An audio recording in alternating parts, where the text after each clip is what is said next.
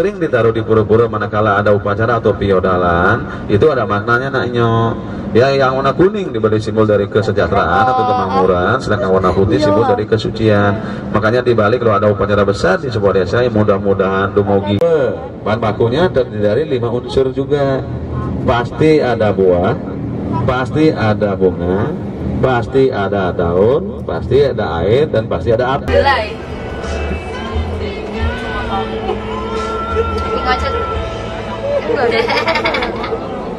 Tapi sehat pasti. Udah sehat ya lainnya. Jangan ke sana bukan orang. Kayak tahu. Masakan kurang ngantuk ya. Kenapa? Masakan kan. Loh, masakan tuh buku loh dia. Dia tuh tidur loh. Itu sangat lerut. Iya. Tapi apa nih? Tidak semua mahasiswa cerdas. Kamu tercintanya kenapa? Mas Satria pacarnya SMA gitu? Kamu cemburu ya? Orang cara benar mau saya ikut udah SMA dong. Orang ya itu dong. Iya bener gede. Harusnya lewat sini loh, Bi. Hah? Oh iya. Kalau liburan lewat sini biasanya. Ya bisa jadi. Terus udah di sana Mas. Ini loh. Bisa namanya. Masih SMA. Mana-mana penduduk. Nanti ke Kakak mana Mas? Aku mau mulai. Masih SMA dulu. Burung agungnya nggak kelihatan? Ya Allah kaca SMA kalau emang kaca biru sih. 8 tahun. 8 9 ya? 9 SMA kelas Gimana? 2 Kan dia mau nih apa kayak guru. bukan Adi. Aku tuh tugasnya sebenarnya yang ini yang tenganan. Kalau yang kemarin tuh kelompok satunya. Kalau aku mengkajinya yang tenganan hari ini. Macam-macam Bu, ada baju, ada tas, ada jaket, ada juga sepatu. Kemarin sempat apa namanya? Kalau saya naik online tuh dibohongin aneh. 9 tahun beda nih. Iya kayak gini coba-coba. Ini kan. 50.000 besar enggak? Ya bener. Ini asli enggak Ras? Ya, nek ono pesen kayak gini. Mau laki-laki coba. Yang lainnya. Bucu jam. Ini apa Mas? Ini yang bahannya kayak apa? Kayak gini. Bahan CCI Vera. Yang kayak gimana? Enggak tahu deh. Nah, sebagai pacarnya. Oh, saya enggak tanya sama dia langsung aja. Enggak aneh ini enggak yang itu tadi. Minta nomornya mbaknya sama Mas. Kamu Murah-murah nih. Ini kita tahu lah. Makanya. Ini bandnya kayak gini. saya tuh penyelenggaraan kalau jadi di showroomnya. Iya dapatnya. Ya, coba tak nano ke. Penataan Agung harusnya dulu kan banyak korban di tahun 1963 karena Gunung Agung sudah meletus 4 kali tahun 1804, 1808, 1821 dan terakhir 1963. Dan ini sesungguhnya rezeki nih bagi warga desanya karena nanti kan digali menjadi gelansing. Nah dulu sudah sampai bongkar-bongkar nih. Nah kemarin-kemarin makan ada isu jalur ini yang bagus nih sebelumnya mau diambil alih oleh Trans TV, oleh Trans Studio Bandung. Mau dijadikan objek permainan air dan segala macam, tapi nggak ada realisasinya. Ternyata studio Trans gitu ya di Bali Jawa Selatan sekarang ternyata sudah mulai dan hampir buka di Bali, buatnya di sebelah hotelnya kalian ternyata kita yang gede banget yang sedang dalam proses pembangunan gitu ya gede.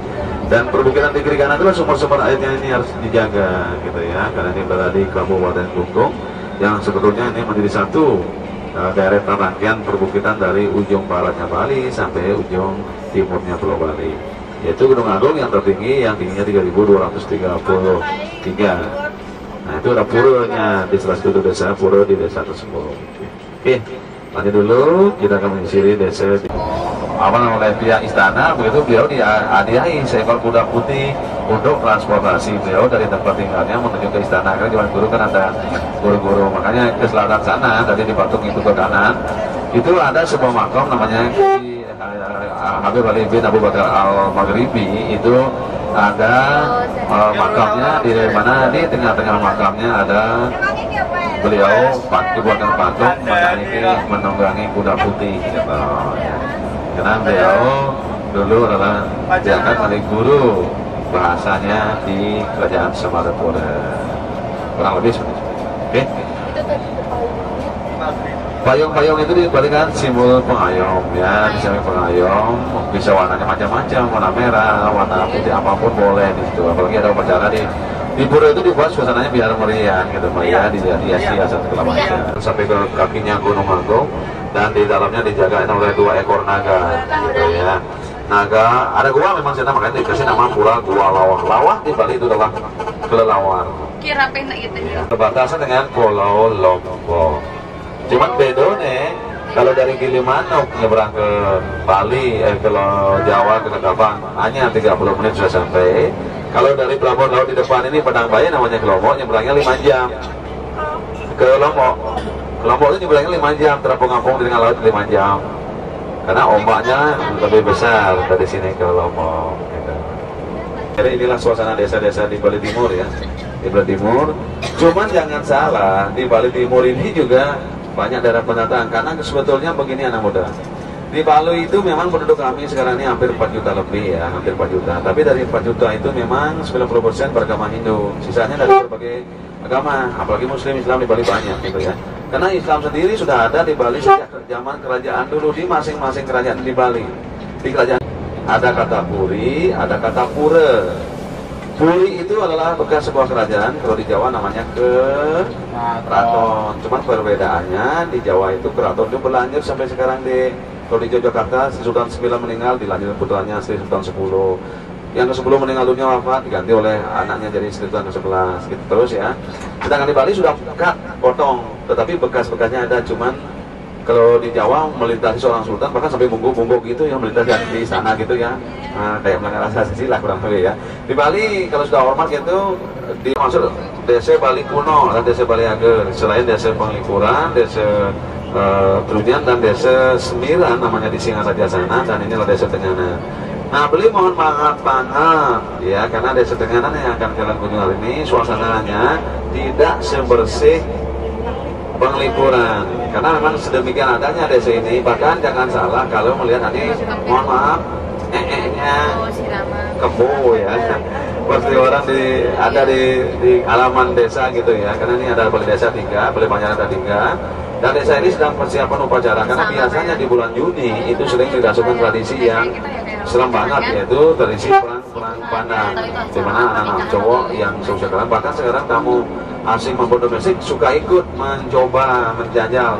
Benar sih kalau perang pandan punggungnya digoreng nggak rasa sakit sama sekali, padahal pakai tameng gitu ya, pakai tameng terus nanti saling mencari punggung yang kita goreng pakai durinya pandan tuh, betapa sakitnya gitu. Tapi nggak dirasain sakit rekan-rekan gitu oleh para peserta. Nah nanti, tapi sebelumnya mereka harus sembahyang dulu, berdoa dulu sesuai agama kami di Bali. Setelah itu baru nanti mereka mengikuti tradisi tersebut, dan sampai sekarang terus dilanjutkan. Nah, apa saja dipakai obatnya hanya selesai acara perang-perangan tadi, itu semua peserta yang luka hanya dikasihin kunyit yang telah didoakan di situ, air kunyit diolesin gitu, akhirnya duri-durinya bakalan hilang semua kan, nggak ada yang sakit gitu kan semua itu ya. Dan yang paling penting tidak menimbulkan dendam, nggak ada yang marah, yang dendam. Kalau pada saat perang itu kayak kita emosi gitu, nggak ada dendam. Ini real. Nah, desa Tenganan rekan-rekan berasal dari kata, bisa berasal dari tengah atau tengahan, karena sebetulnya penduduk desa Tenganan itu berasal dari pinggiran ini. Mereka menuju ke tengah, ke bagian tengah terus sampai berada di tengah-tengah perbukitan yang ada di depan ini, kering gitu ya. Tetapi sekarang sudah mulai hijau dan itulah dijagain. Nah, sejatinya desa Tenganan ini rekan-rekan itu semua penduduknya berasal dari sebuah desa namanya Desa Penegas di Kabupaten Gianyar, Bali. Ya, Desa Penegas, karena di Desa Penegas ini dulu ada namanya sebuah kerajaan namanya Kerajaan Bedahulu, yang mana rajanya kejam banget di zaman kerajaan dulu, yang melarang ya penduduknya untuk menyembah Tuhan dan harus menyembah Dia katanya. Inilah dasarnya kenapa sekarang di Bali ada Hari Raya Galungan dan Kuningan gitu rekan-rekan ya.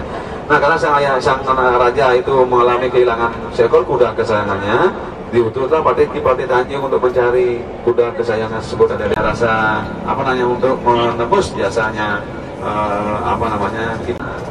supaya sejauh mana bisa mencium bangkainya berkuda sampai di situ. memotong-motong ini bagiannya kuda, melempar sejauh yang dia bisa lempar sehingga menjadi sekarang batas desa atau kapal batas desa untuk Ki Tanjung dan pengikutnya. Itu rekan-rekan. Nah, aturnya sama di Desa Tenganan tergabung dalam sebuah hawing-hawing, cuman bedanya lagi dengan Desa Penglipuran. Nah, Desa Tenganan warganya tidak boleh mengambil istri dari luaran desa. Itu desa sekarang ya. Tapi kalau ada yang berani mengambil istri dari luar Bali atau yang ceweknya menikah keluar, pasti akan lepaslah hak-haknya. Kalau haknya lepas, juga kewajibannya terlepas, gitu rekan-rekannya. Sehingga inilah yang menjamin kelangsungan desa adat ini masih bisa bertahan sampai sekarang.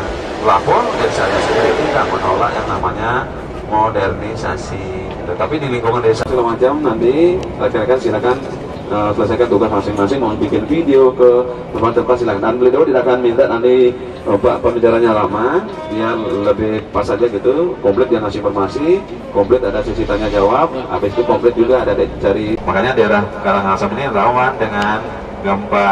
Makanya daerah Karangasem dekat dengan Gunung Agung, warganya tahun 60-an banyak yang minggat alias pergi merantau, makanya dikenallah warga Karangasemnya di Denpasar itu warga Golkar alias golongan Karangasem gitu ya, termasuk awalnya yang mereka mengadakan transmigrasi. Makanya di Sumatera, di Lampung, di Sulawesi banyak banget warga Karangasem, khususnya Nusa Penida yang awal tahun 70-an ada proyek pemerintah Pak Soeharto transmigrasi. Tinggal 10 menit lagi desanya berada di balik Bukit Nengarem. Sudah mau sampai, nah persiapan dulu, jas alma maternya silakan dipakai dulu. Silakan nikmati suasana desa kunonya, desa beraganya dengan hidup rotanya. Kita pakai sini, ya.